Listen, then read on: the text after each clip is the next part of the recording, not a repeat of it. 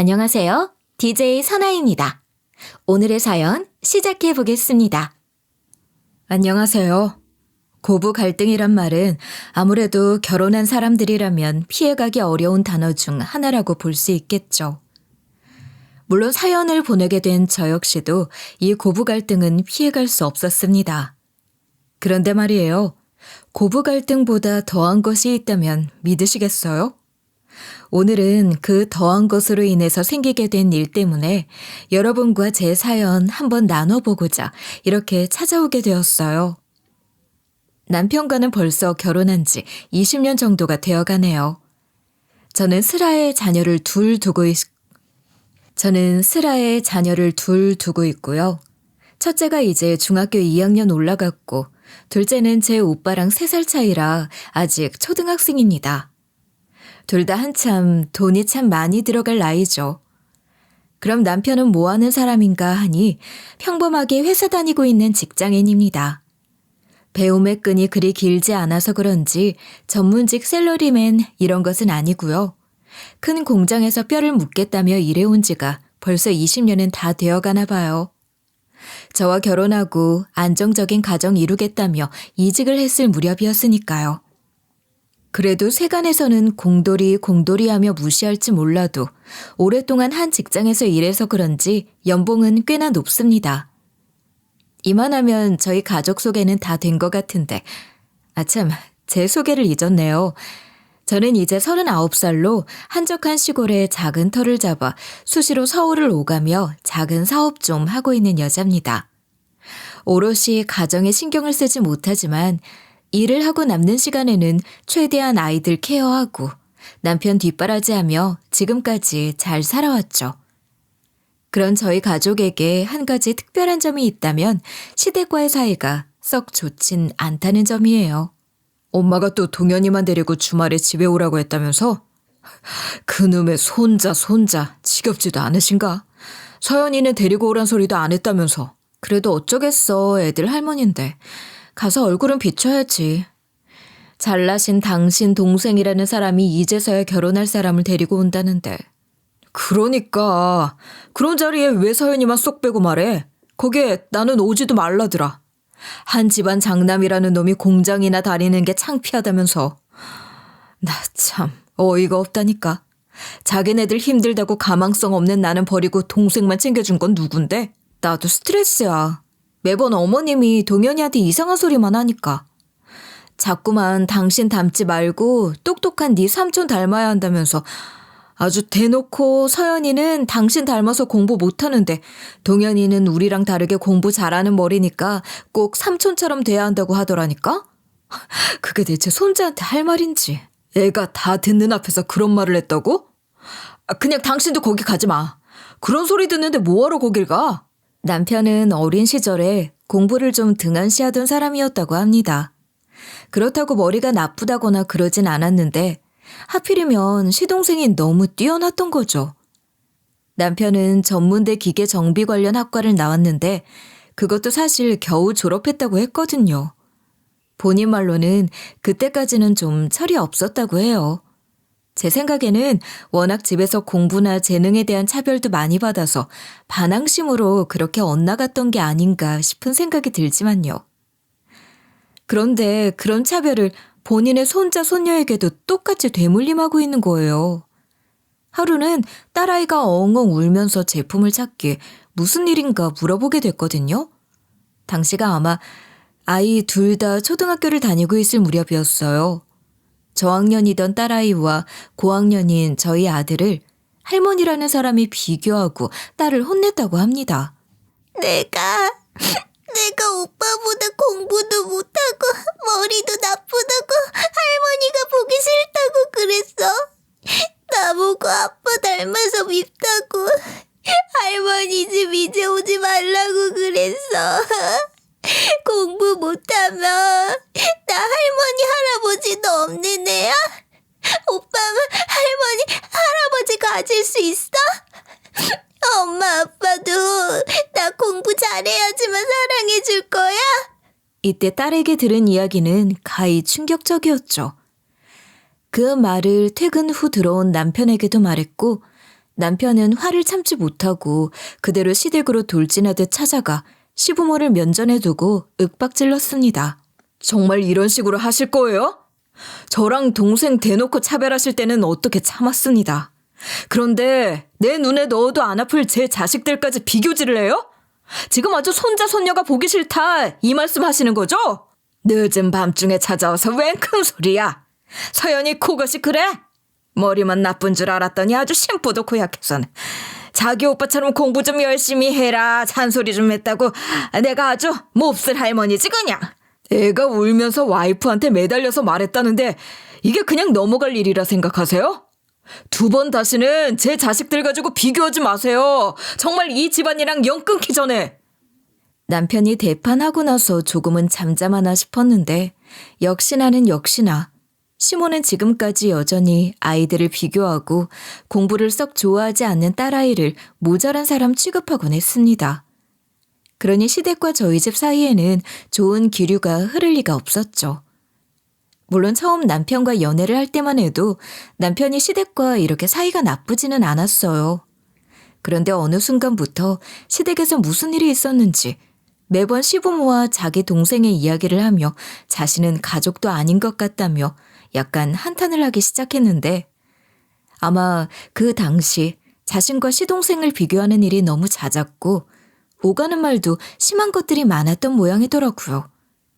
그래서 그런지 제가 남편과 결혼을 할 때에는 시댁에서 거의 도움을 받지 못하고 결혼했어요. 조금 부끄러운 이야기긴 하지만 제가 어린 나이에 속도 위반으로 남편과 결혼을 하게 되었거든요. 25살이었으니 아직 제대로 된 회사를 다니지도 않았던 때고 저와 1살 차이 나던 남편 역시도 당시에는 작은 공장에 겨우 들어가서 1, 2년 정도의 경력을 가졌을 때였죠. 뱃속에 아이를 가지고 그래도 시댁에 인사드리겠다 찾아갔던 그때만 생각하면 아주 서러운 마음도 많습니다. 그도 그럴 것이 저한테 이런 말도 했었거든요. 애는 너희 둘이서 사고쳐서 만들어 놓곤 왜 뒤처리는 부모한테 하라 그러니? 난 아무것도 못 해준다. 가뜩이나 둘째한테 신경 써야 할 게 한두 가지도 아닌데 너희한테 어떻게 돈을 줘? 정말 이 말만 듣고는 남편과 결혼도 하고 싶지 않은 마음이 굴뚝이었지만 이미 뱃속에 생긴 아이는 물론이고 남편 역시도 내가 미안해, 내가 최대한 노력할게 하며 무릎까지 꿇어가며 결혼을 해달라 했으니 다행이라면 시댁보다 저희 집이 조금 더 여유가 있었던 점이었어요. 그래도 저희 부모님은 딸 자식이 아이 가지고 결혼한다 말을 하니 제법 많은 도움을 주셨거든요. 그렇게 첫째 아이를 출산하고 둘째를 낳고 기르는 사이 시댁과의 골은 더욱 깊어졌죠. 시모는 말로는 며느리라 부르지만 저나 남편을 무슨 시동생의 호주머니처럼 생각했거든요.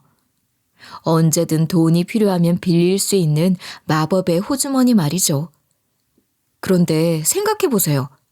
제가 앞서 어린 나이에 아이를 갖고 제대로 된 직장도 구하기 힘들었다 했잖아요. 그런 저희 부부에게 무슨 돈이 있어서 자꾸만 돈을 달라 하는지. 처음에는 남편도 바보같이 본인이 해주면 돌려받을 것이다 이야기하면서 저를 설득했었죠. 남편은 그런 식으로라도 집안에서 무시당하고 차별당했던 것들을 사과받고 집안에서 자신의 자리를 찾고 싶은 듯 보였습니다. 시부모님을 미워하는 감정도 물론 있었지만 어떻게 하늘이 내려준 인연을 또 무시하고 살 수 있겠어요. 남편은 시부모님을 미워하는 만큼 칭찬받고 인정을 받고 싶은 욕구도 굉장히 큰 사람이었죠. 저도 그런 남편이 짠해서 어느 정도는 남편의 뜻을 따라주게 되었고요. 관계가 개선되면 모두가 좋은 일이니까요. 그래도 조금 납득이 안 가는 부분도 어느 정도는 있었어요. 여보, 근데 정말 어머님 아버님이 그 돈이 지금 꼭 필요하시대? 우리보다 훨씬 능력 좋으신 분들인데 우리한테까지 손을 벌릴 필요가 있을까? 아니야. 내가 동생 붙잡고도 물어봤는데 요즘 정말 많이 힘드신 것 같더라고. 우리 사정도 영 여유롭지 않다는 거 나도 잘 알아. 근데 이번 일 통해서 우리도 애들도 집이랑 사이 좋아지면 좋잖아. 그건 그렇지만 아무래도 난 이상하다는 생각이 자꾸만 들어서. 저번에 보니까 명품 가방도 새로 장만하신 것 같았고. 당신이 잘못한 거겠지. 엄마 원래 명품 가방 몇 개 있어. 그것도 아끼겠다고 모셔놓기만 하는 분이니까 당신이 못 본 것 중 하나일 수도 있어. 과연 그럴까 싶은 마음에 입으로 하고 싶은 말은 많았지만 남편을 믿어보기로 했죠. 사실 남편도 제가 말했던 부분들 의심하고 있을 거라 생각합니다. 사실 시부모님이 사시는 생활 수준이면 저희한테 돈을 빌릴 일이 없거든요. 현실 부정을 하고 싶었던 걸지도 모르죠. 하지만 이런 남편의 기대는 시동생의 말 한마디에 와장창 유리가 깨지듯 부서지고 말았어요. 그날은 시댁에서 함께 저녁을 먹기로 했던 날이었어요. 평소보다 이르게 시댁으로 찾아가 아이들 학원에서 오기 전에 시모와 열심히 저녁 식사를 차렸었죠. 그렇게 모두가 모인 자리, 열심히 식사를 하던 시동생이 돌연 이런 말을 하는 겁니다. 근데 엄마, 내가 지금 지내는 그 집 말이야. 가격이 얼마라고 했지? 엄마가 이번에 샀다고 했잖아. 나 같이 공부하는 동생 집에서도 이 근방에 집 구해주겠다 나한테 물어봐서. 너 지금 밥 먹는데 갑자기 그건 왜 꺼내고 그래? 나중에 내가 알려줄 테니 밥이나 먹어. 눈에 띄게 부자연스러운 태도를 보이는 시모와 왜 그거 좋은 가격에 샀다 좋아했잖아 하고 반문하는 시동생. 이 대화만으로 남편은 알아차리고 말았죠.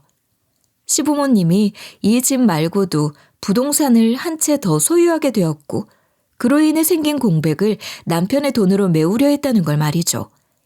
그것도 남편이 좋아하지도 않는 시동생의 생활비로 말이에요. 거기에 시댁 식구들 모두 장남인 제 남편이 희생해야 한다는 식으로 말을 했죠. 지금 부동산 하나 더 샀다고 했어? 그거 살 돈이 어디 있어서? 엄마 나한텐 분명 이번 달 여유가 없어서 나한테 급하게 돈 필요하다 하지 않았어? 그 돈 내가 얼마나 어렵게 마련한 돈인지 뻔히 알면서 그럼 그 돈들은 어디다 쓴 거야? 어디다 쓴 거냐고! 아유, 밥상머리에서 무슨 큰 소리를 내. 이러니까 네가 못 배웠다 내가 말하는 거다. 그리고 그 돈 어디에 썼는지 뭐가 그렇게 중요해? 지금 눈에 뻔히 보이는 거짓말 하려고 그래? 그거 동생 생활비로 다 준 거 내가 눈치 못 챌 것 같아? 엄마 정말 너무한다. 내가 엄마 자식으로 보이기는 해? 여기서 왜 부모 자식 얘기가 나와? 그리고 넌 하나밖에 없는 네 동생 박사 준비를 한다는데 그깟 생활비 좀 보태라고 한 게 그렇게나 서럽니? 도대체 장남이라는 애가 왜 이렇게 속이 좁아? 엄마, 우리가 무슨 나랑 내 와이프만 사는 사람이야? 집에 애가 둘이야. 그 둘까지 먹여 살리는데 얼마나 힘든지 엄마도 잘 알잖아.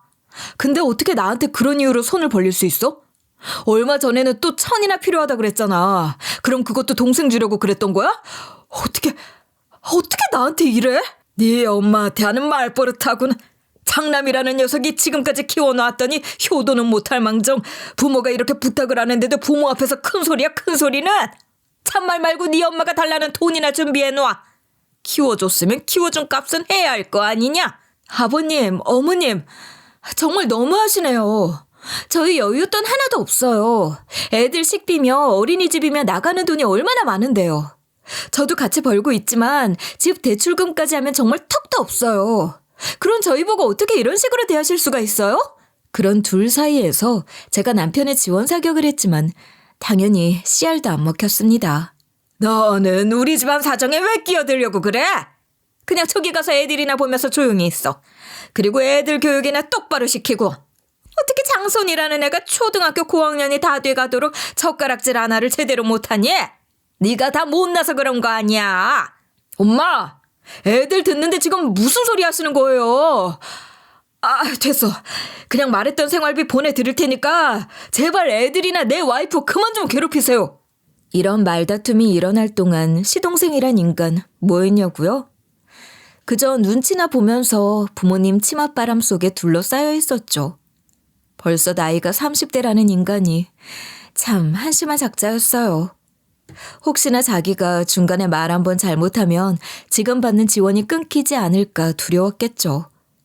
아무튼 이날을 기점으로 저희는 거의 시댁에는 발길을 뚝 끊었고 명절이나 큰 제사가 있는 날에만 아이들을 데리고 잠시 시댁에 다녀오곤 하게 됐죠. 그러다가 저희 부부가 인내심이라는 단어로 잘 세워둔 뚝이 한 번에 넘치는 일이 생기게 됐는데 그게 바로 시동생이 결혼하겠다는 사람을 데리고 온 후였습니다. 시동생은 그렇게 박사 과정을 진행하면서 그래도 능력은 있었는지 어떻게 연구원으로 회사 하나를 잘 들어가게 되었고 그건 매번 명절마다 듣게 되는 시부모의 자랑거리 중에 하나가 되었죠.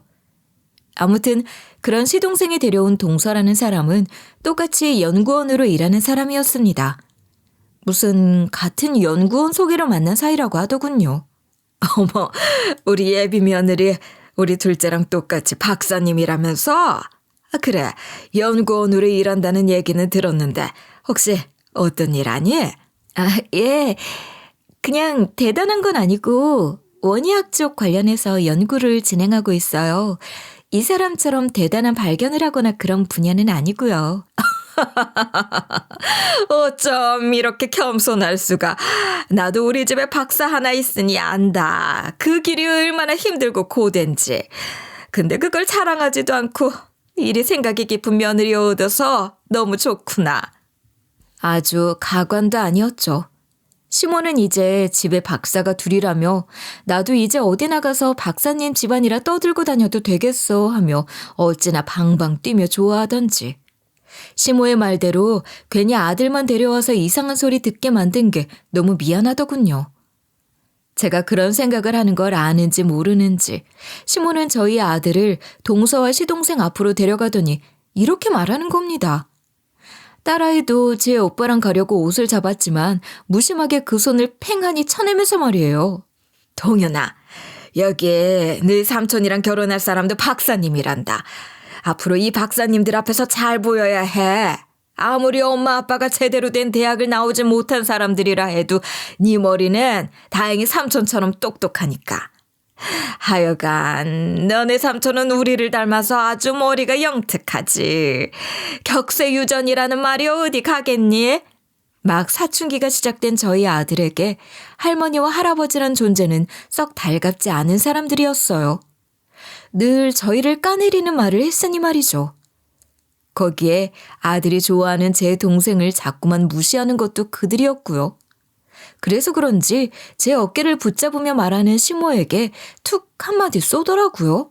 할머니, 격세유전이라고 하면 삼촌의 엄마 아빠가 아니라 할아버지의 엄마 아빠한테서 유전자 받는 거 아니에요? 삼촌이 뛰어난 건 할머니 할아버지 때문이 아니잖아요. 저희 아들의 말에 시모는 얼굴이 빨갛게 변하더니 어린 놈의 자식이 뭘 한다고 할머니한테 말댔고야. 이래서 자식 교육 제대로 시키란 말이 있는 건데 저것들한테 괜히 맡겨가지고 하며 또 괜히 저와 저희 남편 탓을 했죠. 그러거나 말거나 아들은 저를 향해서 V자를 그리면서 웃는데 속이 아주 시원하더라고요. 이런 저희 집안 분위기에 동서라는 사람은 조금 위화감을 느낀 것 같았어요. 애초에 결혼하기로 한 날짜보다 예정일이 조금 뒤로 미뤄진 것을 보면 말이죠.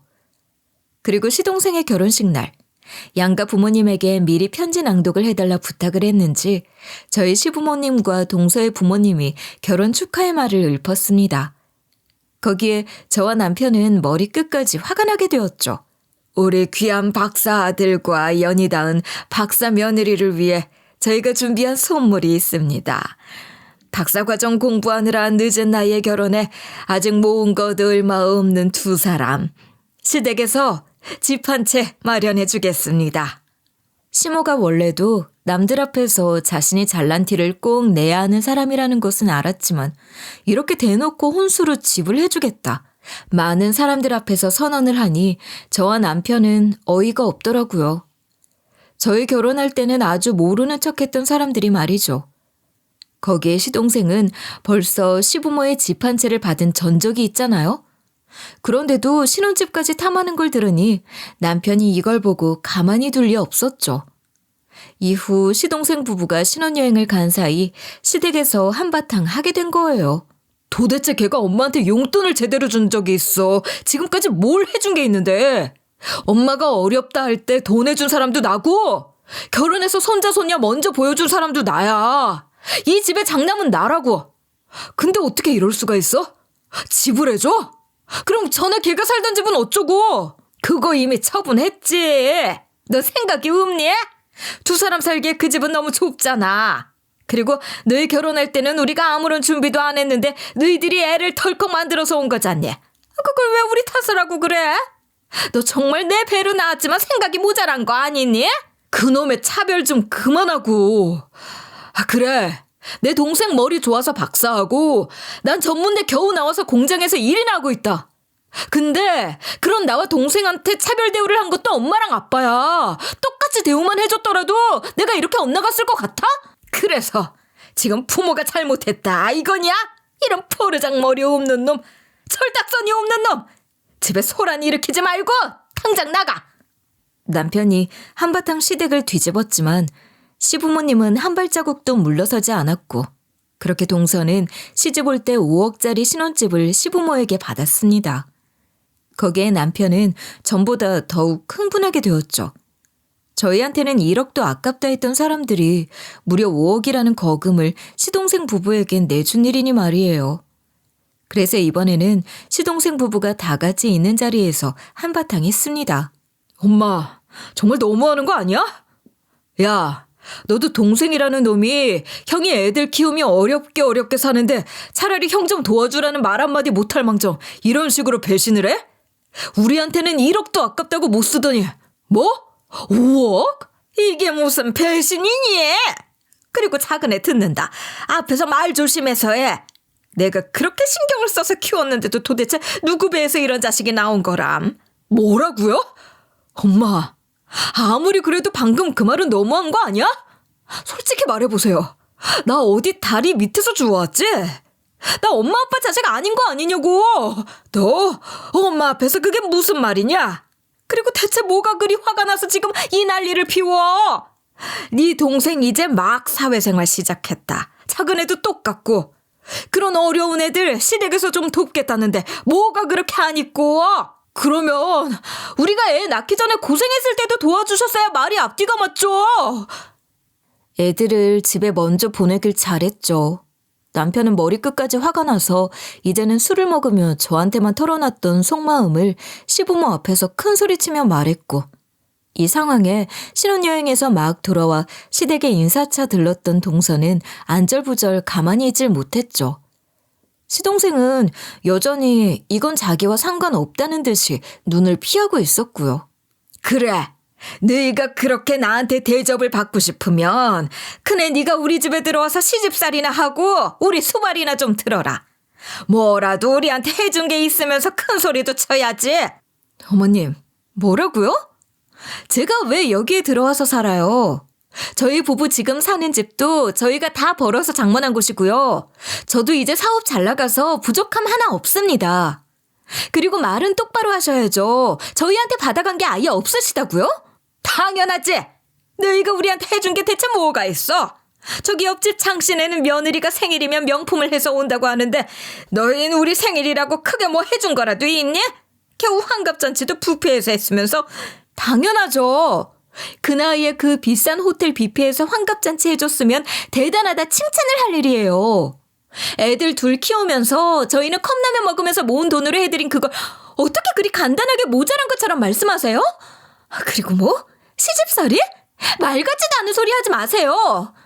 남편이 평소 불같은 성격을 가지고 있어 저까지 흥분하면 안 된다고 생각하며 언제나 냉정을 유지하며 말하려던 저였지만 시모의 선을 넘는 발언에는 화를 참지 못하겠더군요. 하지만 그런 제 말에도 어이가 없다는 듯이 웃는 건 시모였습니다. 그래, 네가 지금 내가 아주 우습지? 사는 게 힘들어 보여서 제대로 시집살이 한번 안 시켰더니 뭐라고? 어디서 큰 소리를 쳐? 얌전히 그냥 이 집에 들어와서 시부모 수발이나 들 것이지 한참을 밖에 나돌게 놔뒀더니 아주 버릇이 엉망이구나. 버릇? 수발? 아, 어머님, 방금 제가 한 말 못 들으셨어요? 어머님이 아직도 날 호구로 보시네. 네, 좋아요. 여보, 우리 그냥 당신 집이랑 연 끊고 살자. 당신이 안 끊으면 나라도 이 집구석이랑 연 끊고. 제 말에 담긴 뜻을 남편은 정확히 이해하더군요. 남편과는 한 번씩 이야기를 했었거든요. 혹시라도 남편의 집과 연을 끊어야 되는 상황이 생기면 남편은 어떻게 할 건지 말이에요. 그 말에 당연하듯 남편은 이렇게 말했었죠. 뭘 고민해. 그 사람들은 그저 내가 힘없고 어린 시절 키워준 게 전부인 사람들이야. 그간 내가 그 집에 갖다 바친 돈이면 내 할 몫은 다 했지. 그 잘난 둘째랑 같이 평생을 살라 그래. 난 내 가족이랑 살 거니까. 이런 상황이었으니 제 말에 남편은 당연히 이 집안이랑 연을 끊어야지 하고 시부모 앞에서 큰 소리를 쳤고 시모는 저 배은망덕한 놈이 하면서 뒷목을 잡는 척하면서 시부에게 기대더라고요. 그의 시부가 큰 소리를 내려던 찰나 옆에서 안절부절 이 상황을 보고만 있던 동서가 벌벌 떨면서 지갑에서 명함 하나를 꺼내 저희 부부와 시부모 사이를 가로질러 내밀었습니다. 제발 그만하세요. 형님도 너무 그렇게 연을 끊는다 부정적인 말만 하지 마시고 일단 여기 어머님, 아버님이 사정을 알 수 있게 차분히 이야기부터 나눠봐요. 네? 저희 이제 처음 가족으로 대면하는 자리잖아요. 다들 진정들 하시고. 이 분위기를 진정시키려 노력하는 동서의 노력은 가상했으나 그런 말 한마디에 쉽게 흥분을 가라앉힐 저와 남편이 아니었죠. 그나저나 저도 모르게 동서가 내민 명함에 눈이 가게 되더라고요. 그건 다름 아닌 제 명함이었거든요. 어머님, 아버님, 여기 형님 정말 대단하신 분이에요. 우리나라에서 몇 안 되는 귀한 종자들 구해와서 우리나라를 위해 정말 많은 일을 하시는 분이라고요. 뭐? 제가 말이냐? 그게 정말이냐 작은애? 정말 큰애가 그러면 대단한 일을 하고 있다고? 분야가 분야다 보니 대중들이 잘 몰라서 그렇지 벌써 저희 쪽에서는 형님 이름 한 번 들어봤다는 분들 많아지고 있어요. 저도 이렇게 형님 이름 적힌 명함 가지고 있고요. 이 명함에 적힌 이름이 정말 우리 큰애 이름이란 말이냐? 큰애 너 작은 사업하고 있다고 하지 않았니? 왜 지금까지 말을 안 하고 있었어? 네, 저도 처음엔 몰랐다가 나중에 확인해보니 형님이라 얼마나 놀랐는데요. 저희 연구소에서 이분이랑 꼭 같이 일을 해야만 한다고 무조건 잡아야 한다고 혈안이라서 저도 명함 가지고 있던 건데 제 형님이라서 저 얼마나 기뻤는지 몰라요. 그래서 제가 지금 연구소에도 형님 무조건 100% 모셔올 수 있다고 큰 소리 쳐놨거든요. 근데 일이 이렇게 되면 연구소에서 제 입장에 동서가 거의 우는 표정으로 안절부절 못하며 어떻게든 저를 한번 잡아보려고 좋은 말 없는 말까지 다 끌어서 말을 하니 이제 그 모습을 본 시부가 당혹스러운 표정을 지으며 말했죠. 아무래도 저는 시댁에 제가 하는 일을 한 번도 입 밖으로 꺼내본 적이 없었거든요. 어차피 박사님 아니라고 무시당할 테니까 말이죠. 뭐라고? 그래 네가 네 입으로 한번 얘기해봐라. 이게 대체 어떻게 된 일이야? 이런 일을 하면서 왜 이제까지 우리한테 입 한 번 뻥끗하지 않았어? 그리고 동서가 말하는 사업은 사실 제가 하는 일 중 일부분이었어요. 왜 앞서 제가 시골에 터잡고 작은 사업을 하고 있다고 했잖아요. 요즘 전 세계 어디든 그렇겠지만 정말 식물 키운다는 것이 쉽지 않은 일이거든요. 그래서 저는 사업 아이템을 찾다가 눈을 돌린 거예요. 바로 옆 나라 일본으로 말이죠. 우리나라에 역사적으로 참 많은 피해를 준 나라가 일본이기는 하지만 그 나라의 장인 정신 하나는 정말 인정해야 한다. 저는 생각합니다. 그래서 가져온 아이템이 바로 과일 재배 부분이었어요. 왜 일본에서는 하나에 수백, 수천하는 과일이 있기도 하고 각 지역마다 특색을 갖춘 농산품을 생산하기도 하거든요. 특히나 지금은 딸기나 포도, 샤인머스켓 같은 달콤 새콤한 우리나라 과일이 인기가 제법 많아요. 그걸 연구하면서 과수원을 작게 해보자 해서 시작하게 된 일이 어떻게 아름아름 알려지다 보니 식물연구소나 재배연구소 같은 곳에서 러브콜들이 참 많았습니다. 특히나 현재 제가 재배하고 있는 작물은 한국에서는 제가 독점으로 종자를 수입해오고 있거든요. 그래서 다들 저와 일을 하고 싶어서 안달이 난 상태였죠. 동서가 저렇게 좌불안석으로 어떻게든 이 상황 잘 풀어보려고 하는 것도 다 이런 이유 때문입니다. 그리고 사실 안 그래도 동서가 신혼여행 직후에 저희 집에 비싼 과일에 선물까지 찾아 들고 와서 부탁을 한 적이 있었거든요.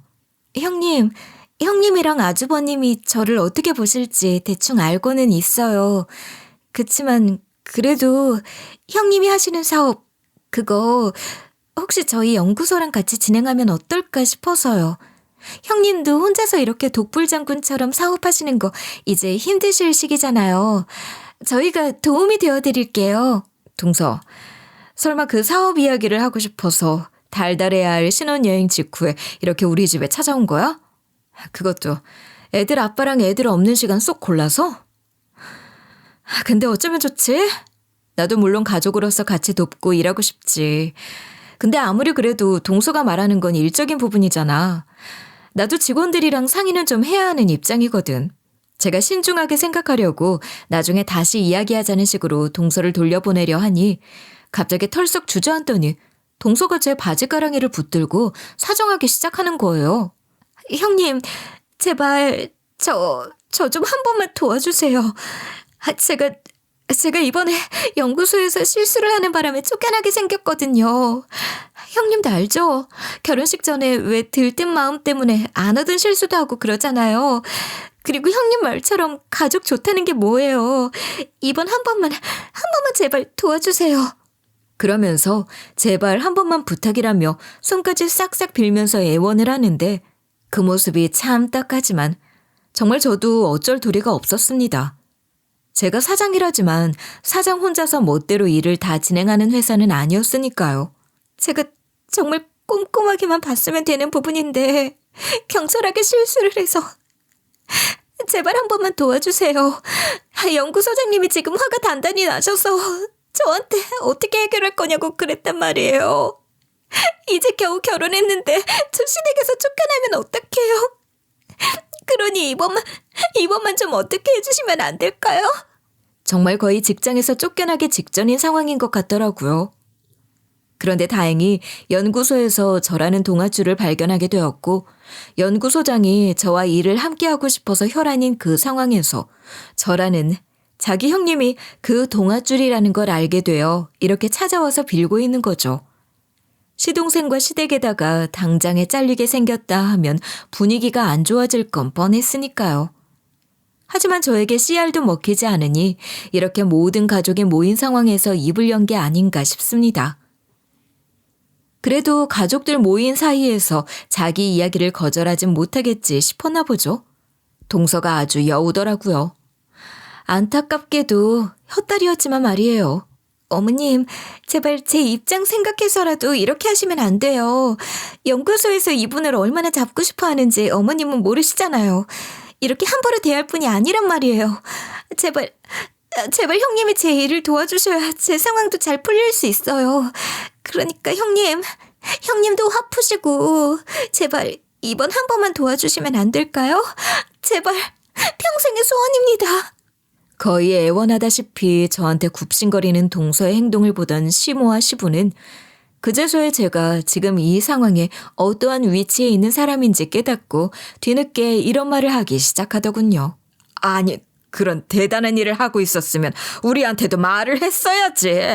그러면 우리도 달려가서 한 걸음에 네가 하는 일을 도왔을 거 아니냐. 그래, 너는 내가 어렸을 때 시골에서 자란 거 뻔히 알면서 어째 이 시아버지한테 도와달란 말을 한마디도 안 했어. 그 정도로 네가 대단한 일을 하고 있었으면 당연히 손도 많이 필요하지 않겠니? 가족 사업이라는 말이 왜 나오겠어? 열심히 서로 도우면서 일해야 돈도 더 많이 벌고 그러지. 은근슬쩍 돈도 많이 벌 것 같다는 말을 흘리는 시부모님을 보면서 이건 제가 앉을 돈방석을 탐내는 인간들이구나 바로 생각이 들었죠. 그에 저는 지지 않고 말했습니다. 당신들 도움 따윈 필요치 않다고 말이죠. 제가 왜 어머님 아버님한테 도움을 청했어야 하는데요? 지금 제가 돈을 좀 번다 싶으니까 저희한테 달라붙으려고 하시는 거 아니에요? 거머리처럼요. 거머리라니? 우리가 왜 그러겠니? 우리도 모아둔 돈 제법 있어. 너한테 우리가 투자하겠다는 말이야. 투자는 이미 저희 남편한테 받아서 더는 필요 없고요. 현재 저희 농장에서 출하하는 상품들 품질이 꽤 괜찮아서 제법 잘 벌고 있어요. 저희 부모님도 도와주시고 계시고요. 그래서 딱히 시댁 도움은 필요가 없을 것 같습니다. 왜? 방금까지도 연을 끊겠다고 하셨잖아요. 그건 너희가 먼저 꺼낸 말이고 우리는 정말 네가 그렇게 열심히 하는 줄 몰랐다. 우리 손자 손녀들 키우느라 너희가 항상 바쁜 줄만 알았지. 변명하지 마세요. 이미 저희들 이야기는 다 끝난 것 같으니까요. 여보, 우리 이제 집에 갑시다. 더 이상 여기 있을 필요가 있어요? 제가 남편 손을 이끌고 시댁을 나가려고 하자 시모와 시부는 다급해졌는지 제 발까지 잡으면서 넙죽 엎드려 제가 못 가게 막더군요. 왜? 아까 우리더러 모자란 사람이라며. 엄마 아빠 눈에 잘난 둘째 아드님이나 챙기시지 왜 귀한 제 와이프 다리 잡고 그러세요? 우리가 잘못했다. 너희 엄마가 감정이 너무 격해지는 바람에 그래서 그런 말이 튀어나온 거야. 너도 잘 알잖니? 너희 엄마 성격 급한 거. 그래. 그래도 내 자식인데 당연히 너를 귀하게 키웠지. 안 그랬으면 네가 지금 이렇게 사회에 나와서 잘 살 수 있었겠니? 여기 대단한 우리 큰 며느님이랑 결혼도 하게 만들어주고. 결혼을 하게 만들어줬다고요? 웃기는 소리 하지 마세요. 제 마누라는 제가 알아서 연을 만들고 만난 거고요. 저희 결혼할 때 동현이 이 사람 뱃속에 있을 때도 매몰차게 대했던 거 저 잊지 않았습니다. 그때 저희 도와준 사람은 장모님, 장인어른 단 둘뿐이었고요. 자신들이 이렇게까지 했는데 남편의 화가 가라앉을 기미가 보이지 않자 시부모는 타깃을 시동생과 동서에게 돌리더군요. 예, 작은 애 너는 큰애가 이렇게 대단한 일을 하고 있었으면 미리 귀뜸이라도 해줬어야 하는 거 아니니? 왜 이리 이 지경이 되도록 아무 말도 없이 그렇게 서 있기만 해? 너도 와서 얼른 빌어라. 이대로 연 끊기면 안 된다고. 얼른 빌어. 그래. 둘째 너도 이리 와서 지금 얼른 빌어. 지금 네가 호의호식하는 것도 다 네 형님이 돈 주고 뒷바라지 해줘서 그런 거 아니냐. 고맙다고 처리라도 해야지. 이에 시동생은 찜찜한 표정을 하며 시부 옆에서 저희 남편에게 고맙다 인사를 하는데 남편은 당연히 콧방귀를 꼈죠. 이때까지 당연하다는 듯이 지원을 받으며 고맙단 소리 하나 안 하던 시동생이었으니까요. 이에 제 남편의 표정이 썩 그리 좋지 않은 걸 알아챈 동서는 시동생을 채근하기 시작했습니다. 이제 시댁이고 뭐고 눈에 보이지도 않는 것처럼 말이에요. 당신 좀 더 공손하게 고맙다고 인사해야지. 그래도 당신 형이 이렇게 말을 하는데 나처럼 절도 좀 하고. 그러자 거기까지는 자존심이 용납이 안 되는지 시동생은 이내 짜증이 가득 섞인 얼굴로 말했죠. 아니, 당신까지 정말 왜 이래? 그리고 가족 간에 서로 좀 돕고 살 수도 있는 거지. 그걸 싫다는 사람 앞에서 내가 왜 절까지 해야 되는데? 게다가 이번에 일 그렇게 된 거 다 당신 실수 때문이라면서. 그럼 당신만 꿇고 말 일이지 나한테 책임을 왜 전가해? 남자가 가오 빠지게 말이야. 정말 당신까지 왜 이러는 거야? 나 이대로 밖에 나앉으면 상황 나빠지는 건 당신도 마찬가지잖아. 당신은 정말 나 죽는 걸 보고 싶어서 이러는 거야? 당신은 당신 집의 가장이라는 사람이 다른 사람 앞에서 무릎 꿇고 절하게 만들고 싶어? 네가 그러고도 내 와이프라고 할 수 있냐고. 어른이 됐으면 자기 일은 알아서 척척 해결해야지. 그걸 왜 같이 책임을 지자고 그래? 당신 나랑 결혼까지 한 사이야. 우리 부부라고. 부부는 일심동체란 말도 몰라? 당신은 어쩜 그렇게 이기적일 수 있어? 이번 한 번만 꾸르면 나도 살고 집안 다 같이 화목해진다는데 그거 하나를 못 참는다고? 동서와 시동생이 이제는 저희 앞에서 옥신각신 싸우는데 그 모습에 저는 일단 시댁을 나가자 싶어서 남편에게 어서 나가줘 하면서 대차게 저를 붙잡았던 세 명을 뻥 차버리고 나왔죠. 남편도 역시나 속이 시원하다는 얼굴로 우리 두 번 다시는 보지 맙시다 하면서 저를 따라 나왔습니다. 이후로도 시부모의 연락은 끈질겼어요. 하루가 멀다 하고 번갈아 전화를 했죠. 남편과 제 핸드폰은 아주 불이 날 정도로 부재중 전화가 쌓여갔어요. 심지어 그때 그 자리에서는 찝찝한 표정으로 대충 사과를 했던 시동생마저도 옆에서 무슨 바람을 넣었는지 모르겠지만 갑자기 태도가 돌변해서 저희 부부한테 애원하기 시작하더군요. 동서가 그날 했던 말들이 시동생은 그냥 하는 말이라 생각했던 모양이더라고요. 저와 일을 못하는 것 하나로 무슨 회사를 잘리냐 하고 말이죠. 형수님, 저번에는 제가 잘못했습니다. 제 와이프가 저한테 그냥 하는 소리인 줄 알았어요. 알고 봤더니 정말 회사에서 잘리기 직전이라고 저한테 사정사정을 하더라고요. 이때까지의 아쉬움은 다 잊으시고 이번 한 번만 어떻게 저희 와이프 좀 도와주시면 안 될까요? 왜 이제 와서? 너 가오상한다고 우리한테 부탁도 하기 싫다며. 그렇게 자존심이 강한 애가 끝까지 그냥 그렇게 지내지 이제 와서 우리한테 그러냐? 우리 이제 그 집안하고 연 끊었다. 그러니 너도 더 이상 우리한테 연락하지 마. 괜히 잘 살고 있는 사람 흔들지 말라고.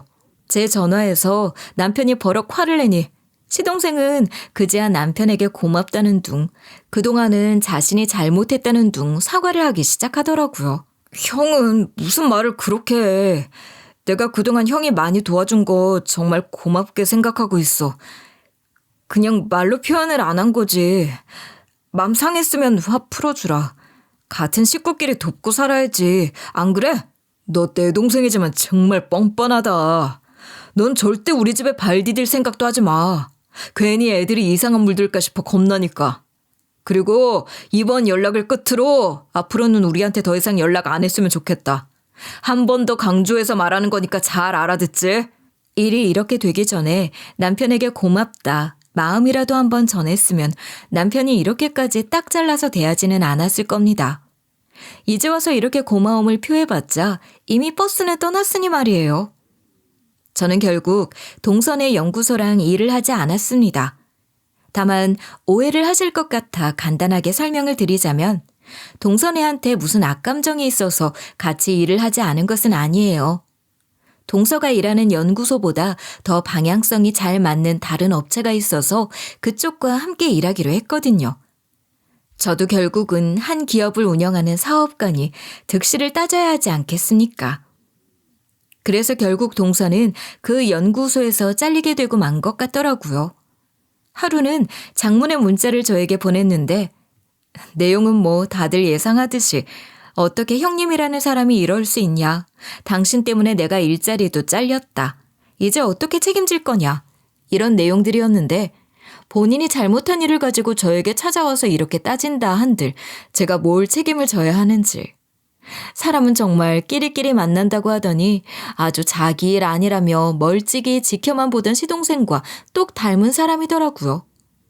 물론 박사 집안 하면서 경사라던 시부모님도 아주 낙동강 오리알 신세가 되고 말았죠. 동서가 사고를 쳐서 연구소에서 잘렸다는 소문은 정말 발빠르게 시모의 친구들 사이로 소문이 퍼졌고요. 시모는 이제 얼굴도 못 들고 다니겠다면서 동서를 들들 볶는 모양입니다. 저번에 동서에게서 온 문자에 그런 내용들도 적혀 있었거든요. 아무튼 이런 일이 있고 나서는 시댁과는 거의 인연을 끊고 살았는데요. 아이들에게 자세한 사정을 설명하기에는 조금 이른 것 같아 아이들이 대충 알아듣기 쉽게 설명을 해줬어요. 그러자 다행히 아이들도 저희 부부와 시댁 사이의 사정을 이해한다고 하더군요. 어린 제 자식들이지만 참 기특하고 고마웠습니다. 시댁과 일이 연을 끊고 사니 정말 편하긴 했어요. 누구 하나 입을 대는 일이 없고 돈을 빌려달라 매번 부르는 사람도 없었으니까요. 심지어 명절에는 시댁 가느라 바빠서 못 갔던 친정도 마음 놓고 편안하게 다녀올 수 있어서 지금은 만족하며 살고 있습니다. 저는 이 일을 겪으며 사람의 욕심이라는 게 정말 끝이 없다는 걸 느꼈어요. 시부모의 행동들, 시댁 식구들의 행동이 하나를 줬더니 또 하나를 달라 하고 그 하나마저 내어줬더니 이제는 전부 다를 내놓으라 말하는 것처럼 보였거든요. 까마득한 미래에는 어떻게 될지 모르겠지만 지금은 남편도 저도 만족한 삶을 즐기는 중입니다. 저희 아이들과 함께 말이죠. 그래서 저는 저와 비슷한 갈등을 겪고 계시는 분들에게 말하고 싶네요. 바보처럼 모든 걸 내어주지 말고 한 번은 그들과 부딪히는 경험도 필요하다고 말이에요. 혹시 아나요? 저처럼 모든 일이 편하게 해결될 수 있을지 말이에요. 지금까지 제 사연이었고요. 들어주셔서 너무나 감사합니다.